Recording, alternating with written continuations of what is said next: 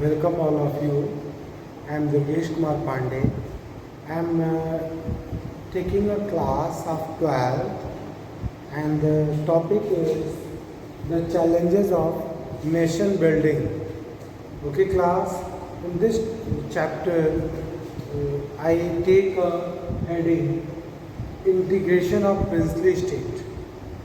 Class, I was already explained about this chapter कि after the independence India got the independence on 15 August 1947 and this independence was come with the partition, and when India was got the independence India was facing some challenges.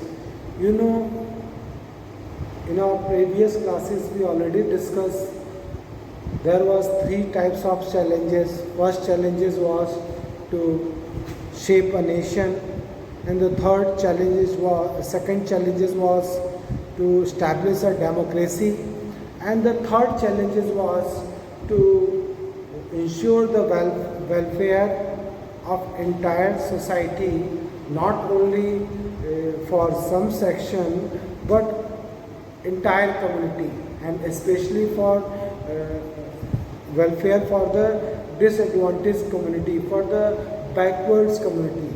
So third challenge was to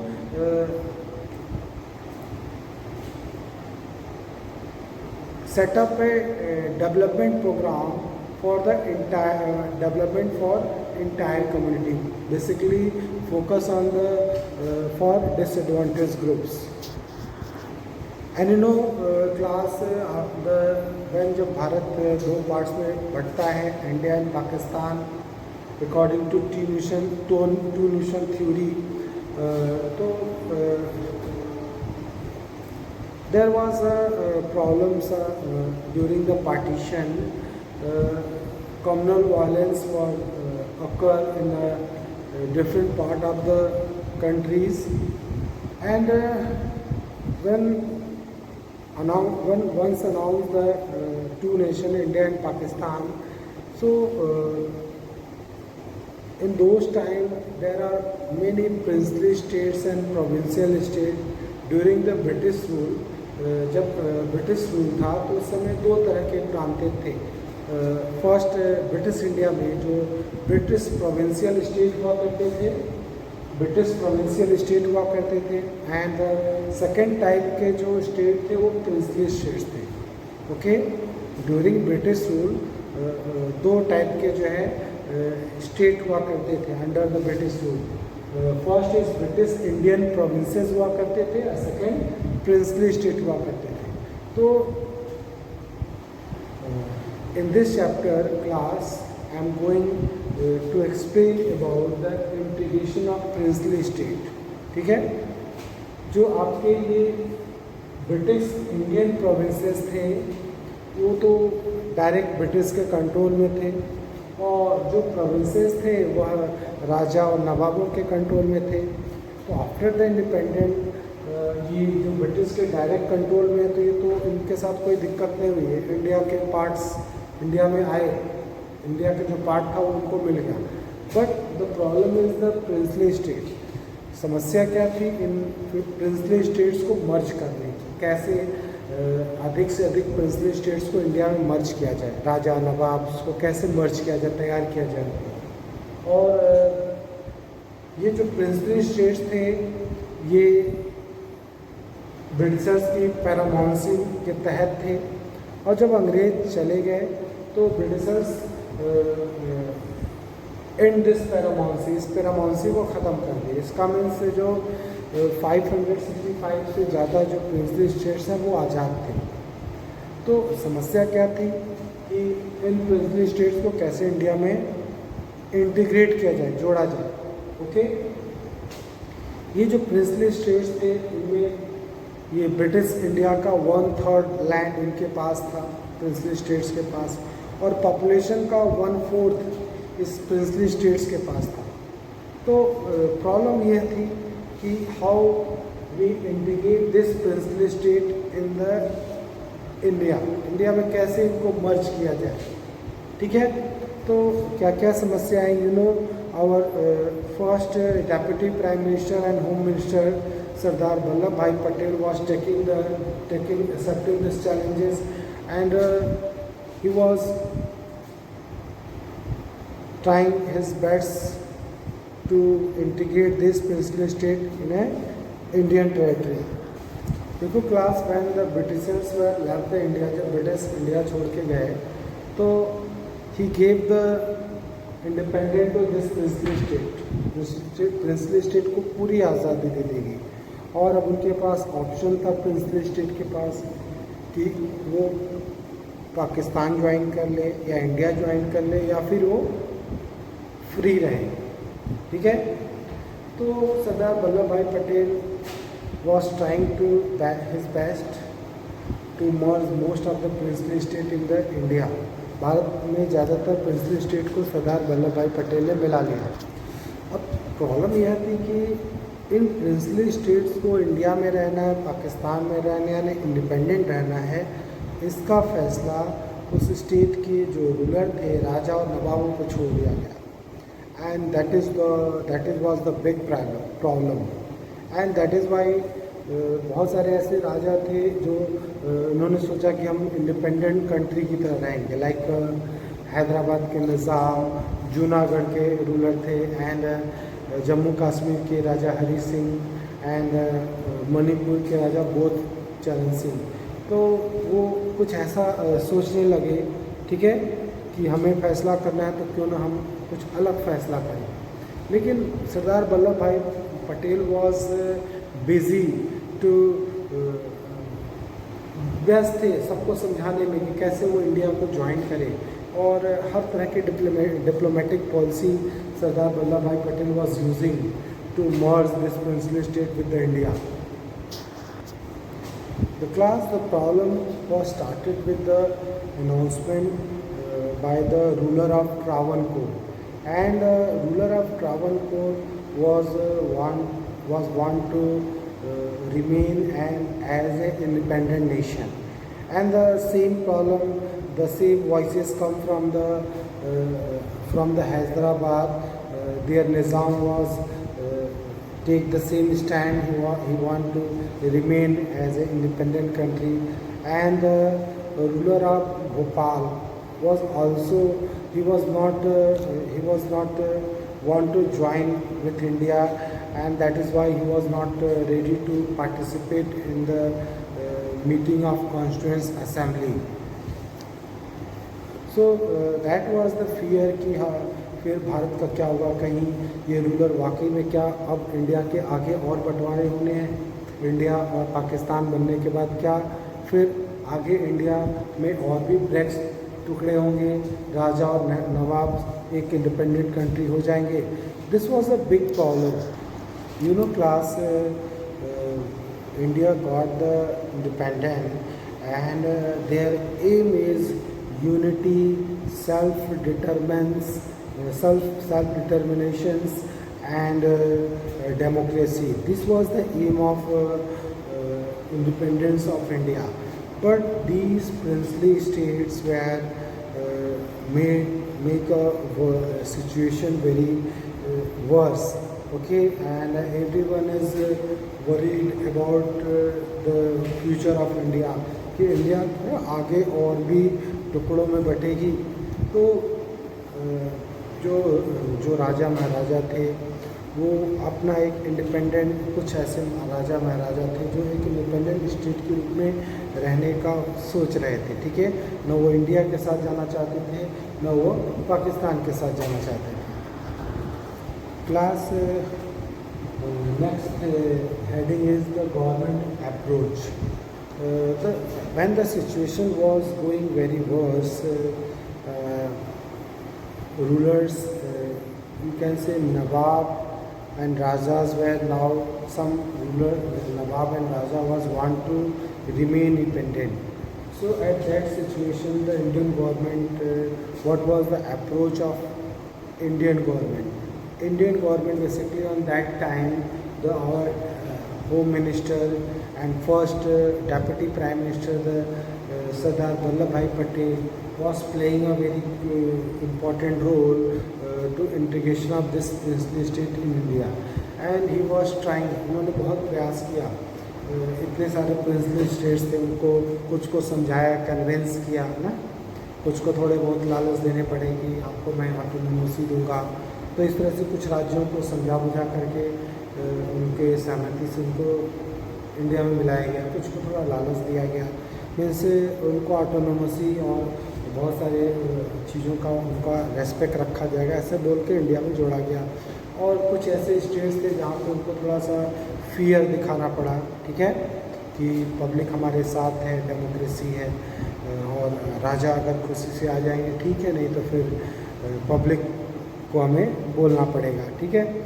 and कुछ ऐसे राजा और नवाब थे जो अंत तक नहीं माने और अल्टीमेटली इंडियन गवर्नमेंट को क्या यूज करना पड़ा, आर्मी भेजनी पड़ी, ताकि इन ऐसे राजा और नवाबों को फोर्सफुली जो है जनता जैसा चाहती है उसके हिसाब से इंडिया में मर्ज किया जा सके। Okay class,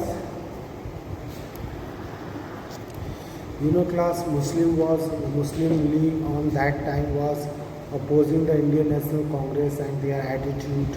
Okay, according to Muslim League ये चाहता था कि राज्यों को छोड़ देना चाहिए उनकी मर्जी से, वो इंडिया या पाकिस्तान या इंडिपेंडेंट रहे, ठीक है। बट मुस्लिम लीग ने इंडियन नेशनल कांग्रेस का विरोध किया, ठीक है, उनके इस तरीक़ों का कि वो सारे प्रिंसली स्टेट को इंडिया में लाना चाहते हैं। और इंडियन नेशनल कांग्रेस ने जो है एफर्ट किया। Plus on that time you know there were many princely states, 20 small states in the Odisha, Saurashtra region of the Gujarat had 14 big states, 119 small states and others are in the area of Saurashtra region of Gujarat.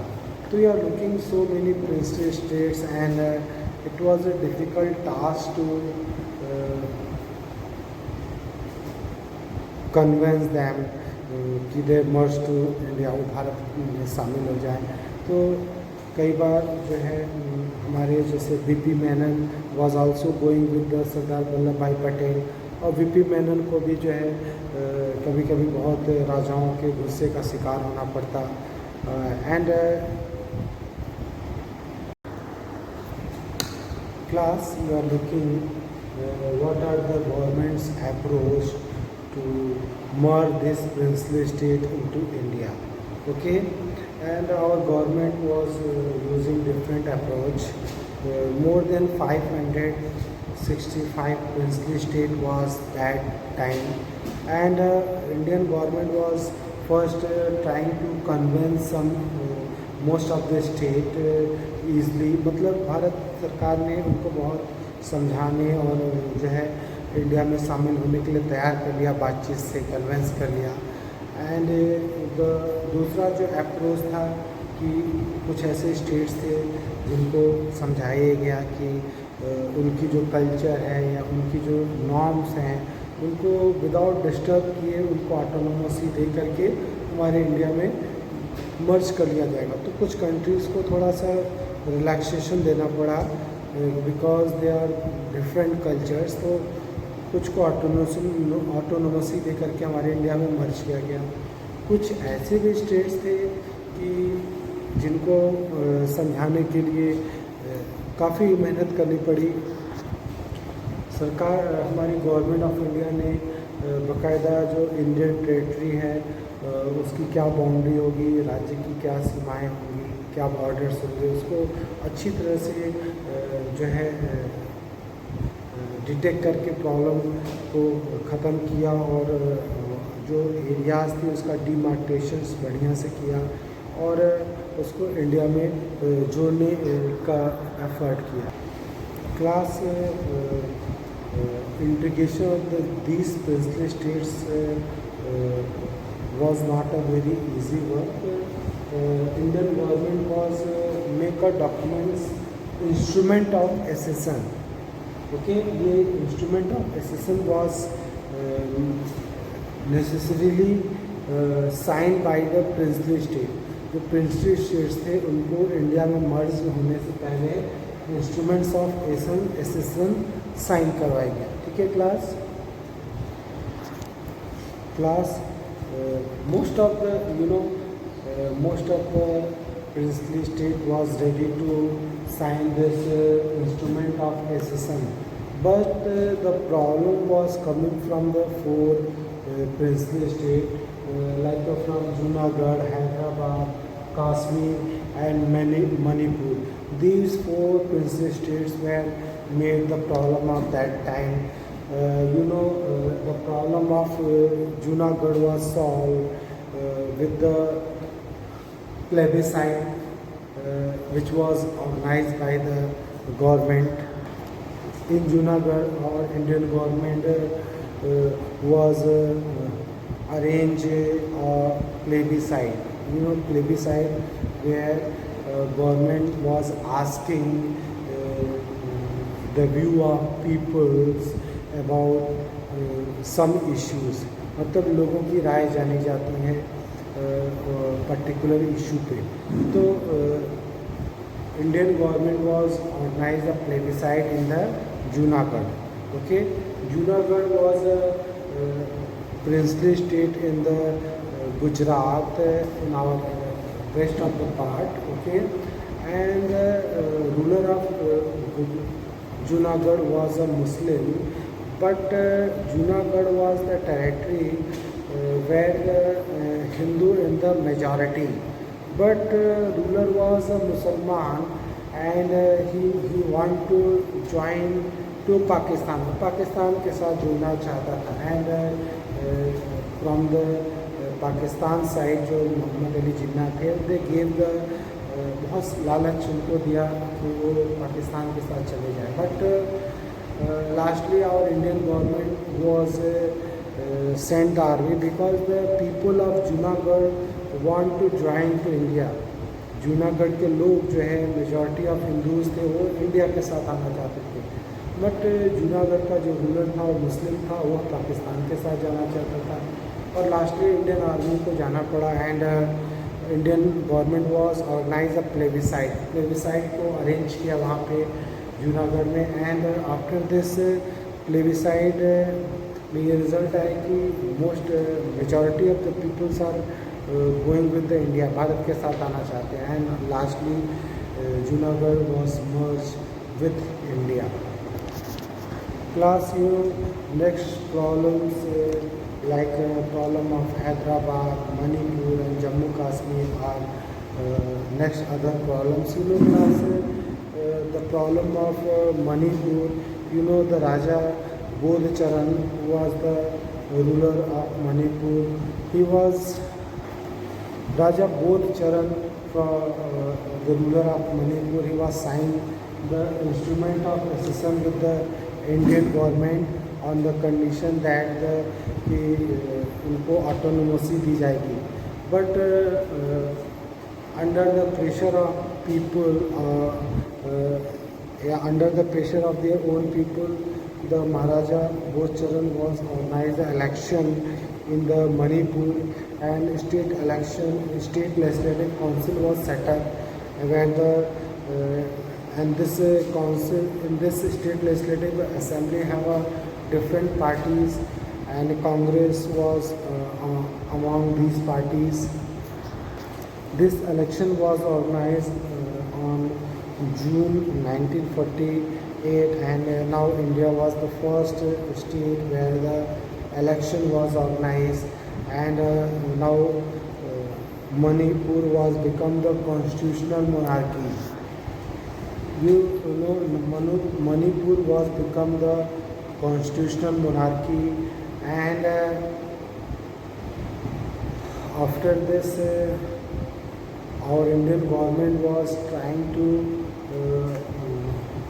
convince the Raja Bodhcharan Singh to join the India and in the state legislative in the Manipur, there was a big differences in their views. Like Congress party in the assembly was want to join the India, but the other political party in the state legislature was against this. So a soft differences was clear in the state assembly in the Manipur, but ultimately Indian government was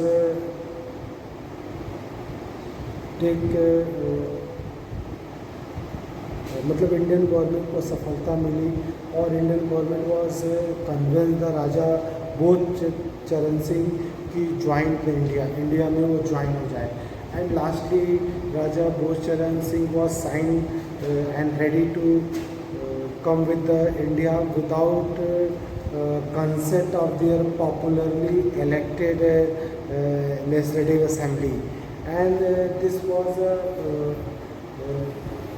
event जहाँ जो आज भी लोग उसको अच्छा नहीं मानते हैं, उसका विरोध होता है. ठीक है कि राजा बोध चरण सिंह ने इलेक्टेड स्टेट असेंबली के बिना मर्जी के ही इंडिया में मणिपुर को मिला दिया और ये आज भी जो है इसको जो है विवाद का विषय माना जाता है. ठीक है, but now Manipur was become the part of India. Next problem was merger of Hyderabad. You know, the ruler of Hyderabad was a Nizam. Nizam means the richest person on the earth.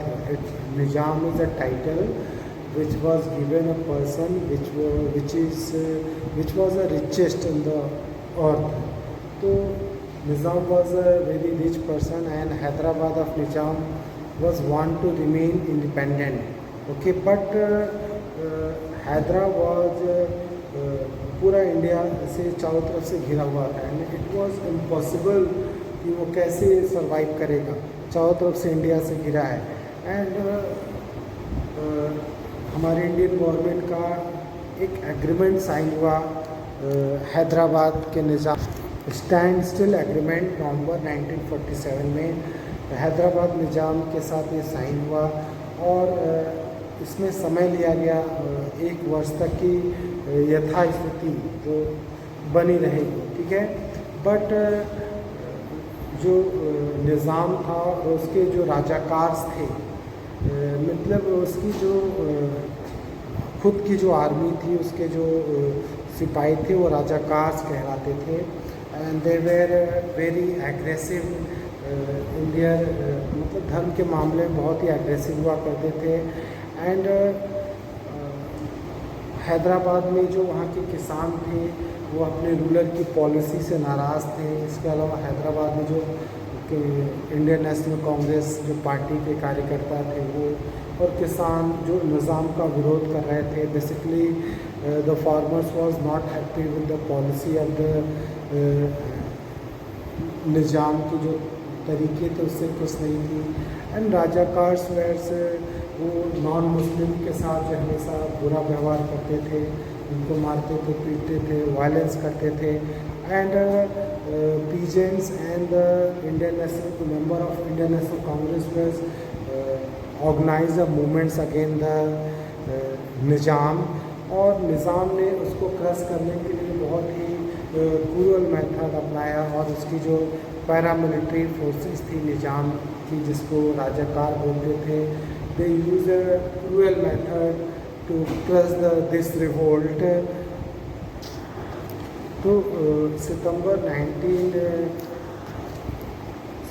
1948 में Indian government ने military को भेजा because वो राजाकार थे जो निज़ाम थे वह non Muslims को निशाना बना रहे थे, वायलेंस कर रहे थे, उनको मार रहे थे, उनके साथ अलग अलग तरह के अत्याचार किए जा रहे थे. तो इंडियन आर्मी को भेजना पड़ा और 2 या 3 डेज़ 4 डेज़ की लड़ाई के बाद जो निज़ाम के जो पैरामिलिट्री फोर्सेस थी राजाकार वे अपने को सरेंडर कर दिए और इस तरह से जो हैदराबाद था उसका इंडिया में मर्ज हो गया. Now Hyderabad was become the part of India और जम्मू एंड कश्मीर को हम नेक्स्ट आगे पढ़ेंगे।